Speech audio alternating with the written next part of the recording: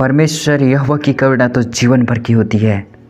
परमेश्वर पिता हर रोज नया करुणा करता है, करुणा करके नया दिन दिखाता है। ग्रेस सीकर्स चैनल्स का मतलब है अनुग्रह। अनुग्रह चाहते हो तुम, अरे अनुग्रह चाहिए तुमको। परमेश्वर का मैं धन्यवाद करता हूँ। और आज मेरे साथ प्रार्थना करो, मन दे के वचन सुनो, जीवन में बहुत काम आएगी। परमेश्वर पिता बहुत काम आता है, तुरंत।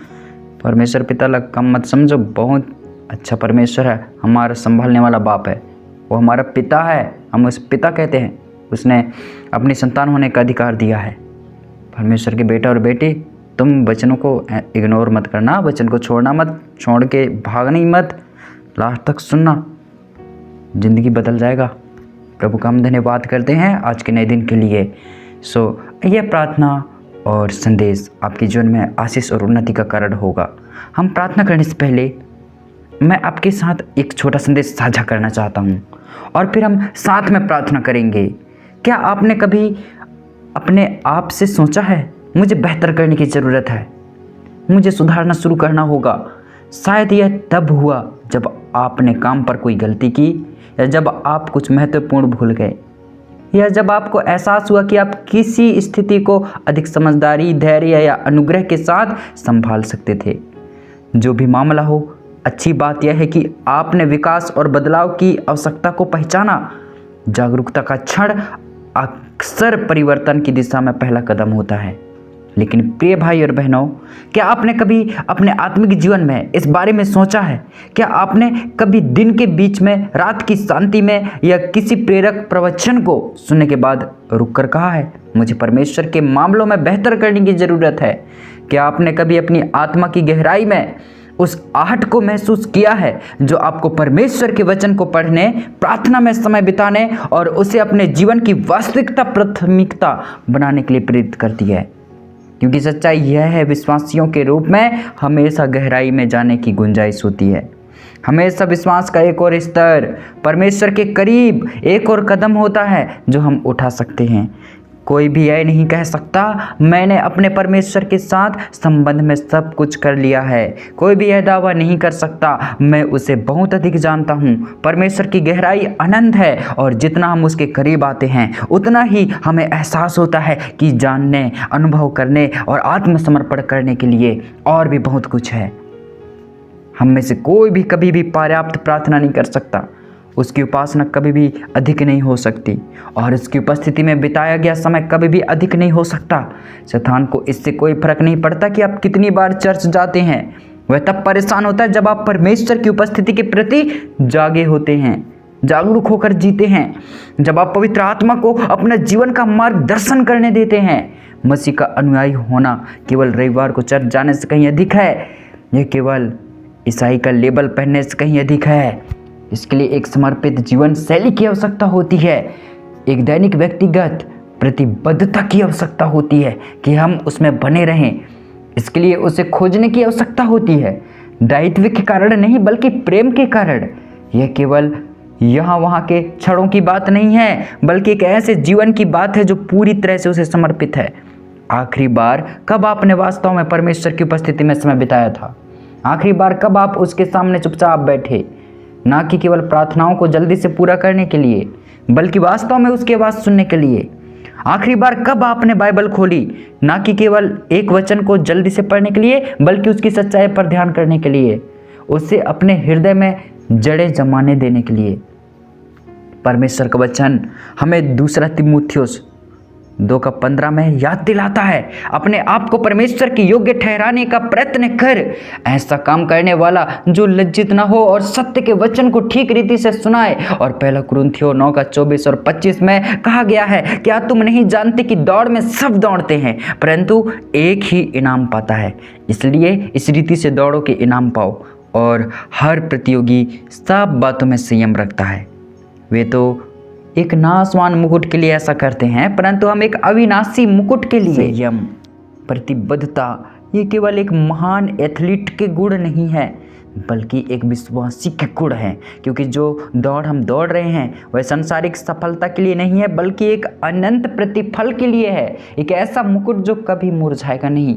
इसलिए मेरे भाइयों, और बहनों, आइए हम परमेश्वर के वचन का अध्ययन करने में बेहतर करने का संकल्प लें। आइए हम प्रार्थना में अधिक समर्पित हों, संयम में अधिक सचेत हों और विकास के लिए प्रयास करें। आइए हम यह बहाना बनाना बंद करें कि हमारे पास परमेश्वर के लिए समय नहीं है और उसे अपने समय का केंद्र बनाना शुरू करें। आइए हम उसके साथ एक उथले संबंध पर संतुष्ट होना बंद करें, जबकि वह हमें कुछ और गहराई में आमंत्रित कर रहा है। यह ऊंचा उठने का, करीब चलने का और उसे खोजने का आह्वान है, पुकार है, ना कि केवल आवश्यकता के क्षणों में बल्कि हर क्षण में, क्योंकि जितना हम उसे खोजेंगे उतना ही हम उसे पाएंगे और जितना हम उसे पाएंगे उतना ही हम रूपांतरित होंगे। इसलिए आइए आज से शुरू करें, कल से नहीं, अगले सप्ताह से नहीं, बल्कि आज से आइए बेहतर करें। दोषी महसूस करने के कारण नहीं, बल्कि प्रेम के कारण, दायित्व के कारण नहीं, बल्कि उसे जानने की इच्छा के कारण, जिसने हमारे लिए सब कुछ दिया, क्योंकि वह योग्य है और क्योंकि उसमें हमें वह सब कुछ मिलता है जिसकी हमारी आत्मा वास्तव में तलाश करती है। अब आइए इस क्षण को एक साथ प्रार्थना में बिताएं। प्रिय प्रभु यीशु, पीढ़ी से पीढ़ी तक आप अपरिवर्तित, स्थिर और दयालु रहे हैं। आप महान और अद्भुत हैं और मैं आपके उस प्रेम के लिए आभारी हूँ जो कभी विफल नहीं होता। आज प्रभु मैं आपके करीब चलने, आपको गहराई से जानने और एक शुद्ध और इच्छुक हृदय से आपकी सेवा करने की लालसा रखता हूँ। मेरे विश्वास में बढ़ने के लिए मुझ पर दया करें। मैं स्वीकार करता हूँ कि मुझे बेहतर करने की आवश्यकता है, कि मेरे जीवन में ऐसे क्षेत्र हैं जहाँ मैं कम रह गया हूँ, जहाँ मैं लापरवाह रहा हूँ और जहाँ मैंने आपको वह समर्पण नहीं दिया है जिसके आप हकदार हैं। लेकिन प्रभु मैं वहाँ नहीं रहना चाहता जहाँ मैं हूँ, मैं बढ़ना चाहता हूँ, आपकी आत्मा द्वारा रूपांतरित होना चाहता हूँ और उस तरीके से चलना चाहता हूँ जो आपको प्रसन्न करे। आपका वचन यूहन्ना 15:26 में कहता है, परंतु जब वह सहायक आएगा जिसे मैं तुम्हारे पास पिता की ओर से भेजूंगा, जो सत्य का आत्मा है, वह मेरी गवाही देगा। पवित्र आत्मा, मैं आपकी सहायता मांगता हूँ। मैं यह अपने आप से नहीं कर सकता। मैं विश्वास, आज्ञाकारिता या प्रेम में आपके बिना नहीं बढ़ सकता। मुझे मजबूत करे ताकि मैं अधिक उत्साह के साथ प्रार्थना कर सकूं, ना कि दिनचर्या के कारण बल्कि आपकी उपस्थिति की वास्तविक भूख के कारण। मुझ में एक इच्छा जगाएं कि मैं आपके साथ समय बिताऊं, आपके वचन में ध्यान लगाऊं और चुपचाप आपकी आवाज़ सुनूं। मुझे आपसे दूर खींचने वाली सब बाधाओं को दूर करें और मेरे हृदय को ऊपर की बातों पर लगाएं। मुझे सिखाएं प्रभु कि मैं दिन रात आपके वचन पर ध्यान करूं। मुझे केवल शास्त्र पढ़ने में ही नहीं बल्कि उसके अनुसार जीने में भी मदद करे, ताकि यह मेरे विचारों, कार्यों और इच्छाओं को आकार दे। आपका वचन मेरी हड्डियों में आग की तरह, मेरे पैरों के लिए दीपक की तरह और शत्रु के खिलाफ तलवार की तरह बने, जैसा कि तीतुस 3:1 और 2 में कहा गया है। उन्हें याद दिलाएं कि वे शासकों और अधिकारियों के अधीन रहें, आज्ञाकारी बने, हर अच्छे काम के लिए तैयार रहें, किसी की बुराई ना करें, झगड़े से बचें और सभी लोगों के प्रति नम्रता और सहनशीलता दिखाएं। पिता, मैं एक ऐसे हृदय के लिए प्रार्थना करता हूँ जो अच्छा करने के लिए उत्सुक हो, एक ऐसा हृदय जो न्याय के बजाय दया, निराशा के बजाय धैर्य और घमंड के बजाय प्रेम को चुने। मुझे लोगों को वैसे ही देखने में मदद करे जैसे आप उन्हें देखते हैं। अनुग्रह को उन जगहों पर बढ़ाएं जहां यह अयोग्य है, क्षमा को उन जगहों पर दें जहां चोट है और नम्रता में चलें। मेरे शब्द कोमलता से भरे हों, मेरे कार्य प्रेम से चिन्हित हो और मेरा जीवन आपके अनुग्रह का प्रतिबिंब हो। मुझे अपने प्रेम से भर दो हे परमेश्वर। अपने प्रेम से मुझे अंदर से बाहर तक रूपांतरित करो। मेरे हृदय की हर कठोरता, कड़वाहट की हर जड़ और स्वार्थ के हर निशान को तोड़ दो जो मुझे आपके प्रेम के अनुसार प्रेम करने से रोकता है। मुझे एक ऐसा हृदय दो जो खोए हुए, पीड़ित और टूटे हुए लोगों की परवाह करे। मैं विश्वास, बुद्धि और समझ में बढ़ना चाहता हूँ प्रभु।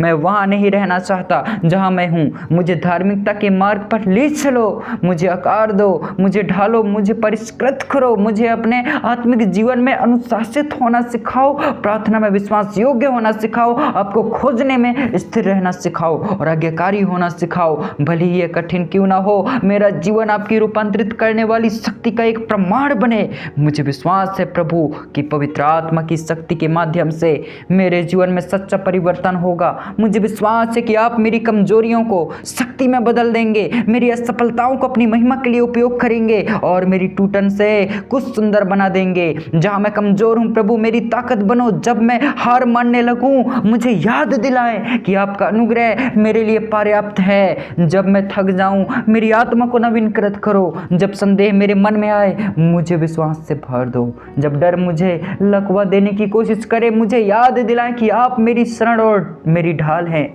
धन्यवाद प्रभु कि आपका अनुग्रह मेरे लिए पर्याप्त से ज़्यादा है। आपकी दया कभी ख़त्म नहीं होती। चाहे मैं कितनी ही बार गिरूं, आपकी बाहें हमेशा मुझे उठाने के लिए खुली हैं। आप एक ऐसे परमेश्वर हैं जो बहाल करते हैं, नवीनकृत करते हैं और छुटकारा देते हैं। आप कभी भी मुझ पर हार नहीं मानते।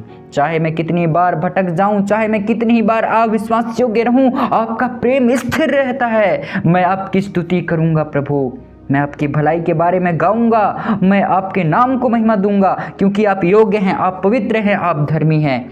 आप मेरे उद्धारकर्ता, मेरे राजा, मेरे सब कुछ हैं। धन्यवाद यीशु आपके अंतहीन प्रेम के लिए, यह जानते हुए भी कि मैं कितनी बार असफल हुआ, कितनी बार कमज़ोर रहा, फिर भी आपने मेरे लिए मरना चुना।